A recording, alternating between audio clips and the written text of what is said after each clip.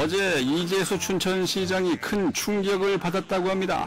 춘천시의회가 춘천시의 버스 차고지 매입 계획을 무산시킨 것을 두고 예상치 못했던 일이 벌어졌다며 당혹감을 감추지 못했습니다. 춘천시는 춘천 유일의 시내버스 회사인 대한대동운수의 버스 차고지를 48억 원에 매입할 계획을 세웠습니다. 버스 회사 인수 합병 작업을 돕기 위해서인데 이게 시의회에서 부결됐으니 이젠 다른 방안을 찾아야 합니다. 당초 이재수 춘천시장은 버스 차고지 매입안은 시의회 통과를 거의 확신하고 있었습니다. 현재 춘천시의회가 더불어민주당 소속 의원 13명, 자유한국당 의원 8명으로 구성되어 있기 때문입니다. 버스 회사 인수 대상자인 협동조합에 특혜를 주는 것이 아니냐는 등 여러 가지 의혹이 나왔지만 이재수 시장의 의지가 강했기 때문에 같은 당 소속 의원들이 동의하지 않겠냐는 판단이었습니다. 하지만 더불어민주당 일부 의원들은 특혜 의혹에 대한 해명이 부족하다며 등을 돌렸습니다. 이 판단을 두고 시의회가 제 역할을 했다는 말들이 나옵니다. 시장이 정책과 사업을 제대로 추진하기 위해선 강한 의지가 아니라 소통을 통한 공감대 확산이 우선돼야 한다는 겁니다.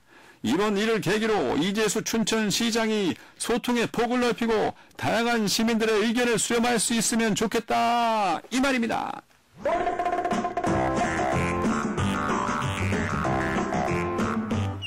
비난하려면 어떤 것이든 흠잡지 못할 것이 없고 칭찬하려면 이뻐 보이지 않는 구석이 없다는 말이 있습니다. 결국 똑같은 대상과 똑같은 상황이지만 세상을 바라보는 각자의 관점이 어떠하느냐에 따라 부처 눈에 부처만 보이고 중생 눈에 중생만 보인다는 얘기입니다. 지난해 북한 김정은 위원장과 미국 트럼프 대통령이 막말 싸움을 이어갔습니다.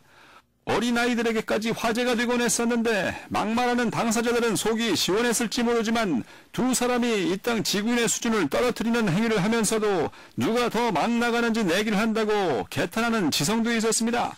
한때 정치인이었던 작가 유시민 씨에 대해서 저렇게 구구절절이 옳은 얘기를 저토록 정확한 논리로 풀어내는 사람도 없지만 그 얘기를 저렇게 싸가지 없이 말하는 사람도 없다고들 했습니다. 옳은 얘기에 이성적으로 공감하지만 표현과 어감에서 감성적으로는 수긍하지 못한다는 말의 다른 표현일 겁니다. 정치자금법 위반 등 혐의로 1심에서 의원직 상실형을 선고받은 자유한국당 황영철 의원이 민주당 강원도당이 자신과 관련해서 낸 논평이 온당치 않다고 강하게 비판했습니다.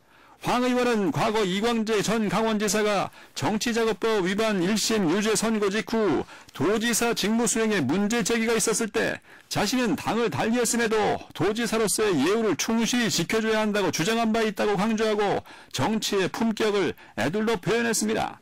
막말을 이어가던 두 사람이 북미 회담을 열고 서로 추켜 세우는 모습, 전보다 훨씬 좋은 거 아니겠습니까? 시민 정서 수준에 맞는 말의 품격으로 다가온 유시민 작가가 더 호감 가지 않습니까? 그렇듯이 지역 정가에서도 아름다운 말로 선의의 경쟁을 펼쳐가면 어떻겠느냐, 이 말입니다. 딱따구리였습니다.